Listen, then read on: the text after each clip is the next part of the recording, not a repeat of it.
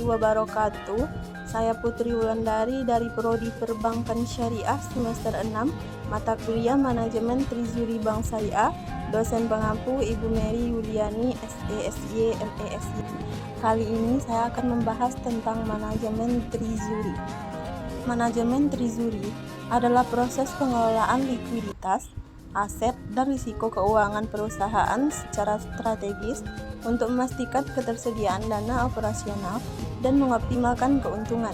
Dengan kata lain, manajemen treasury bertindak sebagai jantung yang memastikan darah kas mengalir dengan tepat ke seluruh bagian perusahaan untuk menjaga kelangsungan bisnis. Tujuan treasury yang pertama, memastikan likuiditas, menjamin perusahaan selalu punya uang tunai yang cukup untuk membayar gaji, vendor, dan utang tepat waktu. Yang kedua, optimalisasi dana, memastikan tidak ada uang yang menganggur. Jika ada kelebihan, uang tersebut harus diputar agar menghasilkan profit. Yang ketiga, minimalisasi risiko, melindungi nilai aset perusahaan dari ketidakpastian ekonomi seperti perubahan kurs, mata uang, atau bunga bank. Yang terakhir, efisiensi biaya, mencari sumber pendanaan dengan bunga paling murah dan mengelola biaya transaksi perbankan secara tetap dan rendah. Fungsi treasury yang pertama, memantau posisi saldo harian secara real time untuk mengetahui berapa banyak uang yang masuk dan keluar.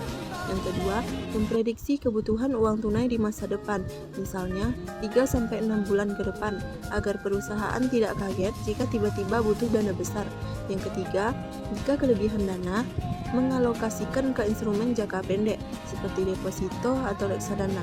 Jika kekurangan dana, mencari pinjaman atau fasilitas kredit dari bank. Yang keempat, melakukan strategi hedging untuk menghindari kerugian akibat fluktuasi nilai tukar valuta asing atau forex atau suku bunga. Selanjutnya, peran treasury. Yang pertama, membuat ramalan kas, melakukan rencana pendanaan, rencana investasi, dan rencana operasional. Yang kedua, melakukan tata kelola modal kerja untuk memenuhi kebutuhan modal kerja. Yang ketiga, melakukan tata kelola kas, menjamin ketersediaan dana yang cukup untuk kebutuhan operasional perusahaan. Yang keempat, melakukan tata kelola investasi, memantau tingkat pengembalian investasi, memantau tanggal jatuh tempo, serta tidak menginvestasikan dana pada risiko tinggi. Selanjutnya, risiko treasury. Yang pertama, risiko suku bunga, risiko pasar, risiko inflasi, risiko operasional, risiko kredit, risiko likuiditas, risiko nilai tukar, risiko negara. Baiklah, hanya ini yang dapat saya sampaikan. Assalamualaikum warahmatullahi wabarakatuh. I just had to let you know you're